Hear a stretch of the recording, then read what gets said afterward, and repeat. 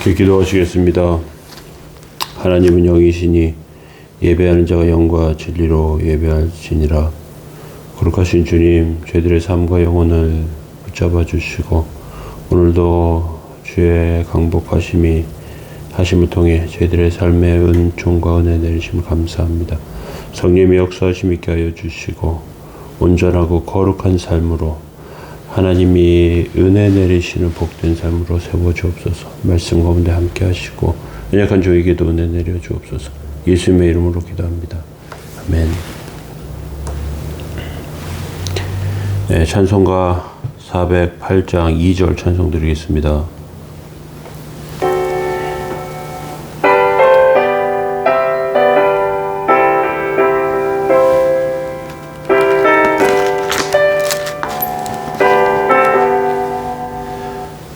내 마음에 손든 영생수 한없이 흐르니 목마름 다시 없으며 늘 충만하도다. 나의 마음속이 늘 평안해. 나의 마음속이 늘 평안해. 악한 죄 파도가 많으나 마음이 늘 평안해. 아멘. 네, 시편 50편 7절에서 15절까지 말씀 보시겠습니다. 내 백성아 들으라. 내가 말하리라. 이스라엘아, 내가 내게 증언하리니 나는 하나님 곧 내 하나님이로다. 나는 네 재물 때문에 너를 책망하지 아니하리니 네 번제가 항상 내 앞에 있음이로다. 내가 네 집에서 수소나 내 우리에서 수염소를 가지지 아니하리니 이는 살림의 짐승들과 뭇 산의 가축이 다 내 것이며 산의 모든 새들도 내가 아는 것이며 들의 짐승도 내 것임이로다. 내가 가령 주려도 내게 이르지 아니할 것은 세계와 거기에 충만한 것이 다 내 것임이로다. 내가 수소의 고기를 먹으며 염소의 피를 마시겠느냐. 감사로 하나님께 제사를 드리며 지존하신 이에게 내 소원을 갚으며 환난 날에 나를 부르라. 내가 너를 건지리니 네가 나를 영화롭게 하리로다. 아멘.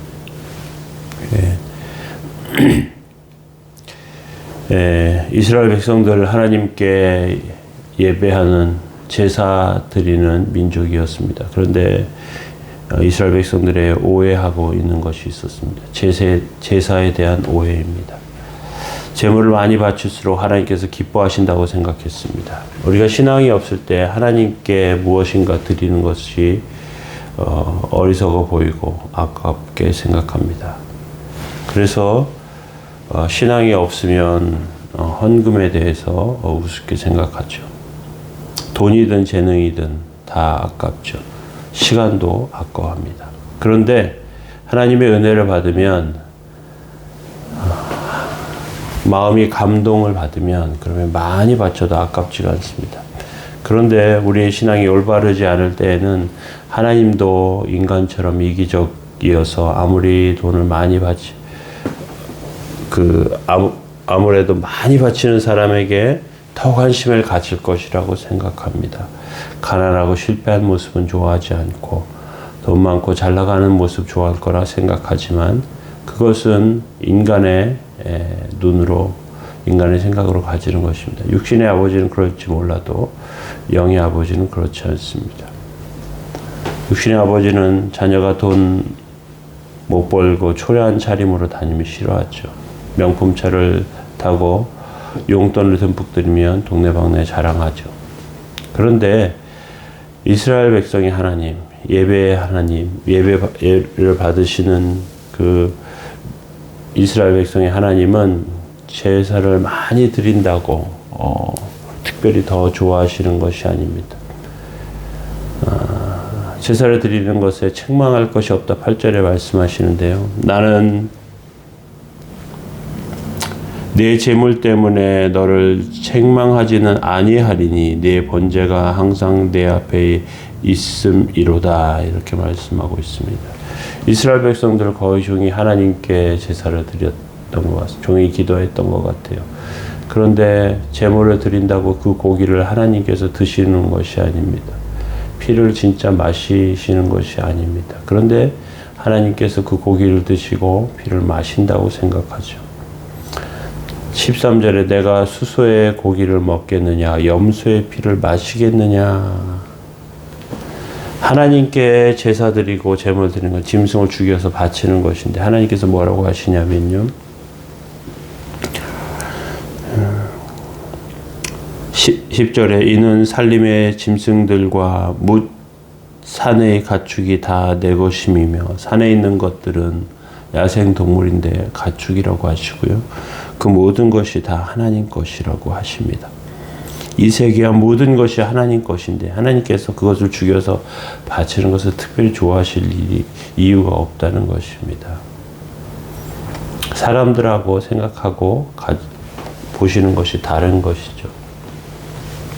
11절에 산의 모든 새들도 내가 아는 것이며 들의 짐승도 내 것임이로다. 내가 가령 줄여도 내게 이르지 아니할 것은 세계와 거기 충만한 것이 다 내 것이다. 그렇게 말씀하십니다.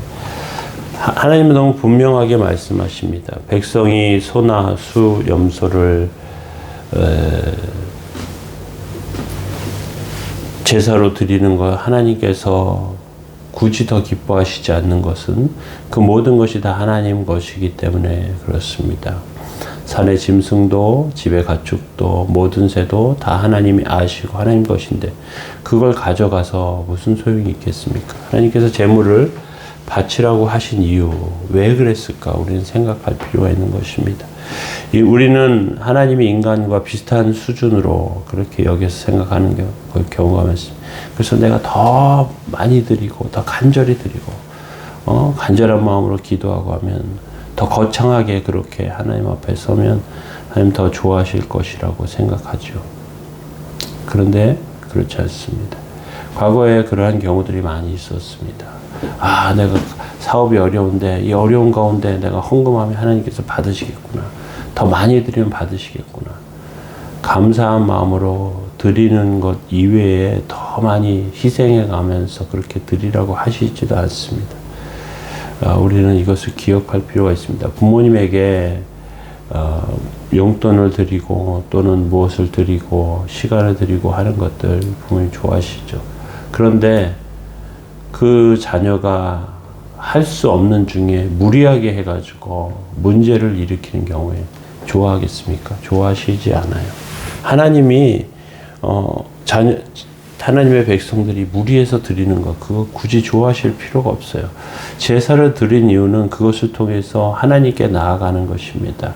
우리가 죄악 가운데 있기 때문에 죄를 전가하는 또 그래서 하나님의 은혜를 사모하는 마음 이것을 알려주시기 위해서 얼마나 내가 부족한 존재인지 그럼에도 불구하고 하나님께서 받으시는 것인지 이것을 알게 하시려고 제사 드리게 하시는 것인데 그런데 그걸 내가 있는 것들을 다 희생해가면서 하나님께 드리면 하나님께 더 많이 주실 거야.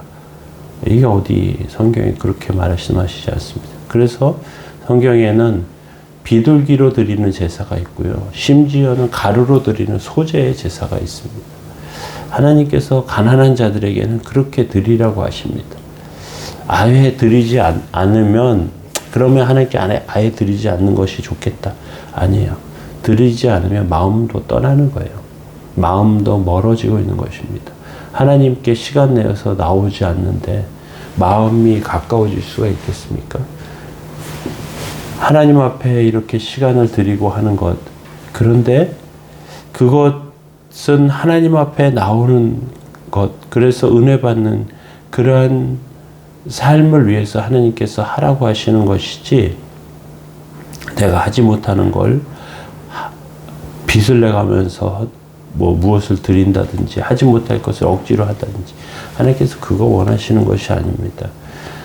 하나님께 예배드리는 자가 가장 기억해야 할 것은 하나님께서는 말씀을 듣고 말씀대로 사는 것을 기뻐하신다는 사실입니다. 하나님의 말씀을 들으면 하나님이 얼마나 크신 분이신지, 또 우리가 얼마나 연약한 존재인지, 우주의 창조자, 내 생명의 창조자이신 하나님, 내가 숨쉬고 먹고 사는 건 하나님의 은혜고 하나님의 복인 것을, 그걸 기억하면서 그러면서 하나님 앞에 서는 것입니다. 우리가 하나님의 마음으로 순종하며 서는 것입니다. 그래서 우리가 드리는 헌금을 통해서 연약한 자들을 돕고, 또 그 하나님 앞에 예배 드리는 그런 과정과 이러한 것들이 잘 유지될 수 있는 그런 방식으로 드려지기를 원하세요. 사무엘상 15장 22절에 보면 사울 왕이 하나님께서 말씀하신 명령을 어기고요. 그리고 짐승들과 이러한 것들을 다 살려가지고 와요. 그리고 이거 하나님께 제사 드리려고 가져왔어요. 그래요. 사무엘이 이렇게 말해요. 여호와께서 번제와 다른 제사를 그 목소리 청종하는 것을 좋아하심같이 좋아하시겠나이까. 순종이 제사보다 낫고 듣는 것이 수양의 기름보다 나으니, 이렇게 말씀하고 있습니다. 하나님의 말씀을 들으면서 깨닫고 연약한 존재, 피조물인 것을 깨닫고 하나님 앞에 나아가는, 사죄의 은총과 은혜 가운데 나아가는 그러한 삶을 하나님께서 원하신다는 것입니다. 그래서 14절에, 오늘 본문 14절에 보면 감사로 하나님께 제사를 드리며 지존하신 이에게 내 소원을 갚으며, 그렇게 말씀하십니다. 하나님께서 가장 기뻐하시는 제사는 감사로 드리는 제사입니다. 순종하는 마음으로 제사 드리는 것이죠. 그런 마음 하나님께서 하나님 앞에 상달됩니다. 기쁘게 받으십니다. 환난 날에 나를 부르라. 내가 너를 건지리니 내가 너를 영화롭게 하리로다. 15절의 말씀을 우리가 다시 한번 묵상하며 살펴보시기 바랍니다. 환난 날에 나를 부르라. 내가 너를 건지리니 내가 나를 영화롭게 하리라. 우리가 어려움 가운데 하나님 앞에 서면 하나님께서 더 기뻐하십니다. 환난의 때 하나님의 능력이 필요하죠. 지금이 환난의 때입니다. 바른 예배 드리고 또 온전한 태도로 하나님 앞에 서는 것, 그것이 하나님께서 원하시는 삶임을 기억하며 정말로 온전한 예배 드리고 온전한 헌신하며 그렇게 하나님 앞에 서는 저와 여러분들 되시길 기억하시기 바랍니다. 하나님은 온 세상의 주인이십니다. 이미 모든 것을 다 가지고 계신 분이십니다. 그럼에도 불구하고 하나님께서 우리에게 일말에 정말 작은 부분의 희생과 헌신을 요구하시는 이유는 그것을 통해서 우리가 하나님 앞에 유익한 은혜를 얻기 때문에 그러는 것입니다. 이것 기억하면서 온전한 삶이, 온전한 예배의 삶이 되시길 예수님의 이름으로 축원합니다. 기도하겠습니다. 환난 날에 나를 부르라. 내가 너를 건지리니 내가 나를 영화롭게 하리로다. 거룩하신 주님, 저희들의 삶과 영혼에 은혜 내려주시고 하나님 뜻과 하나님의 인도하심 아래 서게 하여 주옵소서. 정말로 주께서 지키시고 인도하시는 삶 다 되게 하여 주시고 온전함으로 주 앞에 드려지게 하옵소서. 주의 영광과 역사가 기억되는, 높아지는 오늘 한날의 삶이 되게 하여 주시고 저희들에게 은총과 은혜 내리시기 원합니다. 함께 하시기 원하며 감사드리며 예수님의 이름으로 기도합니다. 아멘. 네. 기도하시기 전에 광고 드릴 것은 새벽 말씀을 월요일, 화요일, 목요일, 금요일 하고 수요일은 새벽 기도회 대신에 제가 다른 영상을 링크해 드리도록 하겠습니다. 그리고 수요예배 드리면서 그렇게 수요일에는 하나님의 은혜 받으시기 바랍니다. 기도하시기 바랍니다. 말씀 생각하면서 기도하시기 바랍니다.